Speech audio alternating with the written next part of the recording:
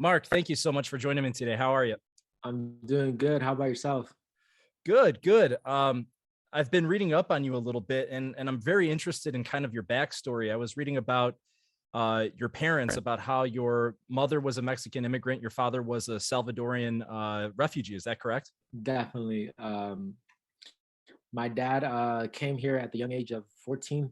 Didn't know English, didn't know education. I think he dropped out of high school. My mom graduated high school. My mom came here, I think, at 3 years old, Hmm. and just come for a better life. Hmm.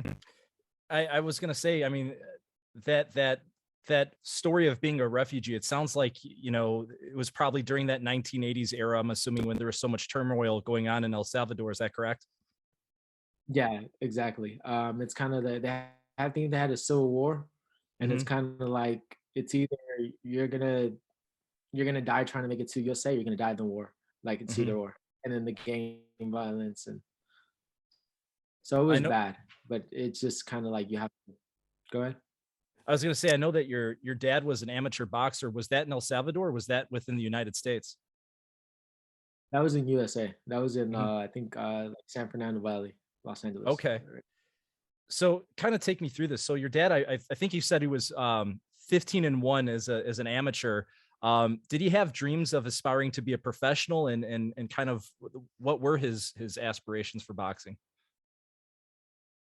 My dad main thing was like he's always felt like he was good. He always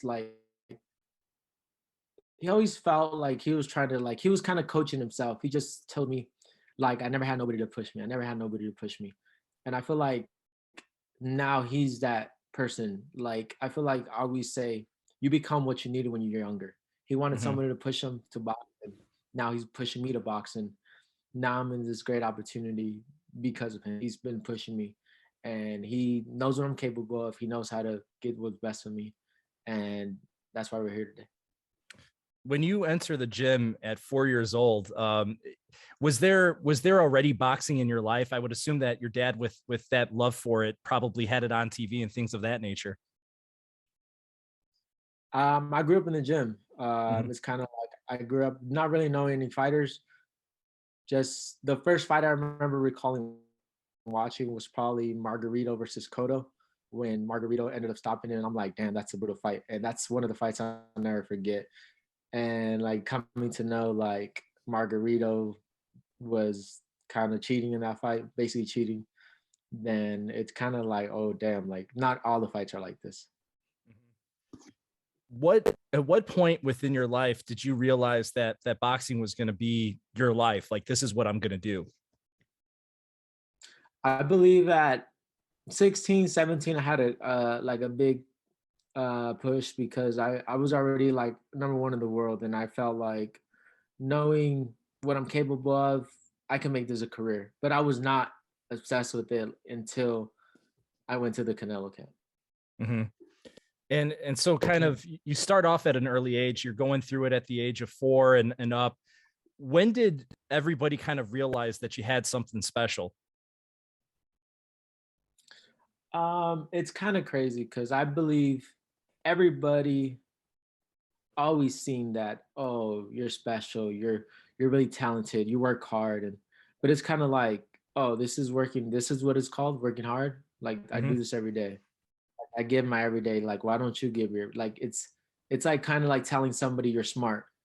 Like this is all I've ever known, or telling someone they're fast, like this is all I ever known. But you never know until you're in competition. And even when I was in competition, I would win tournaments, and I kind of thought like I got lucky. Like okay, I never think too highly of myself.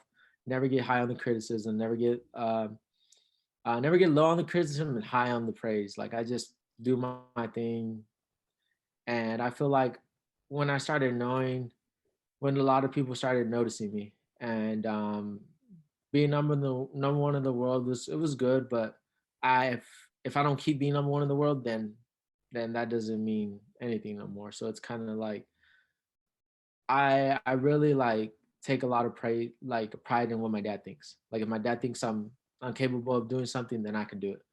Floyd Mayweather once said, I can back up anything my dad says. And that's how I feel. Like if my dad thinks I could beat that guy, I can beat that guy. So I was saying, Uh, I saw that with your amateur record obviously was phenomenal. I saw that on Wikipedia it has it as 16 national champions and 2 world titles, and Matchroom's website has 3 world titles and 16 national championships. Which one is it? oh, there's two tournaments. There's AIBA World Championships. Mm-hmm. That's Amateur International Boxing Association. I won that twice, and those are the world championships. Those are the real world championships. Mm-hmm. Those are the only ever American to ever do that was Shakur Stevenson. Mm-hmm. So it's me and Shakur Stevenson. And there's another tournament in the USA called Ringside World Championships, which that's kind of like a national, but they say World Championships because they have people from Puerto Rico, people from people I don't know where else, but they Mm-hmm. have uh, a little bit of like they have other countries flying, but the other one is really ranked. It's ranked through the Olympic. Mm-hmm. Like that's what it basically is. But two amateur like it's world champions, but those are really like gold medals. Got you. Thank you for clarifying that. I just want to make sure I have it straight when I read up my article. You're in Yeah. high school. When you were in high school, you graduated as a valedictorian of your high school. How did you balance like such a high school level and then a high boxing level at the same time? I feel like going into high school, I'm not like I was a nerd. Freshman year, I kind of like my main goal freshman year. I didn't have a phone or anything. I didn't get a phone till like junior year. Okay. Basically, go home without homework. Go home without homework. Like I'll do my homework. I wouldn't care if anybody copied me. I understood it. I was a Mm-hmm. kid that like I was like the cool nerd. Let everybody like copy me. And then eventually, like I learned like okay, like I want to have fun in high school. Like I don't need to try this hard. Like I just need to get an A. So I figured out how to get A's, and that's more responsibility than anything. And I just took care of my responsibilities. I didn't have no social life in high school, and that's how I was able to manage um, being getting good grades. My mom is works at the schools. She works in the district, so she's really on top of me. I had great sisters. I had great teachers at my high school. Great support system there, so they really helped me. Whether it's emailing me things I need or like printing them, faxing them, and scanning them, and just I know how to do everything. Like I'm really smart. The teachers knew that, and I just always took care of what I had to do, and that came at a cost of no social life. Got you. If you weren't boxing, what would you be doing? If I was in boxing, in another world, like if I was choose another sport, I'll be a soccer player. I was really good at soccer. But if I wasn't doing soccer either, like if I was just going to school, I would have went to like UCLA, graduated, and that was like one of my dream schools. And I would have, I got in, but I just couldn't go. I Mm-hmm. couldn't because I needed to do this boxing. So Final question. probably Oh, UC. sorry. I was going to say, so final question for me. You were kind of talking about dreams, and I know you had aspirations for the Olympics, and there were things, illness came along and kept you out of it. Your debut didn't occur the way you wanted it because of COVID, the pandemic. With all these things kind of altering your dreams, how have you kept that focus, and what are your primary goals now going forward? I feel like the Olympics was like the goal. It's the goals for all the young coming fighters, and I feel like God had different plans. I'm a big believer in God, and that Olympics didn't happen in 2020 for a reason.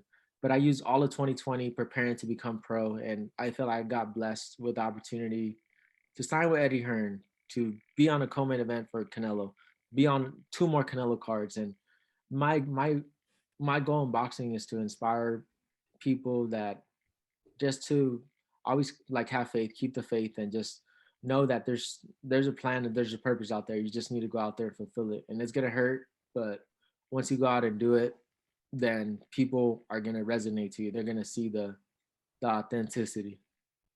Mark, thank you so much. It's a pleasure watching you box, and I look forward to seeing you on the 16th. Thank you. Appreciate it.